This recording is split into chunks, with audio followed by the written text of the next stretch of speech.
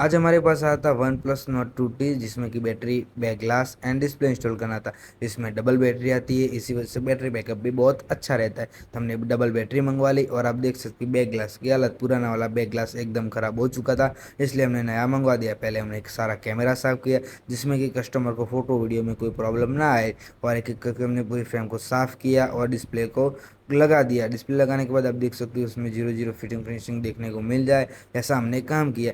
फिर अंदर double battery को इंस्टॉल किया। बैटरी को इंस्टॉल करने के बाद पूरे फ़ोन को हमने फिटिंग किया। फिटिंग करने के बाद आप देख सकते हो कि जो हमने बैक ग्लास लाया था, जैसा कि कंपनी में से आया था शोरूम से, वैसा ही हम कस्टमर को करके देने वाले।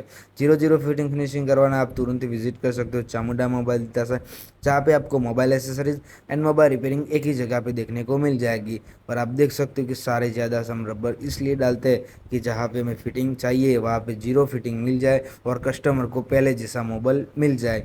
जो कस्टमर देख रहे हैं तो आप लाइक शेयर एंड फॉलो कर देना, ऐसे ही ब्लॉग आपको नए नए मिलते रहेंगे। अभी हमारे सब्सक्राइबर कम है, पर आप सब्सक्राइब कर देना तो बढ़ेंगे जाएगा।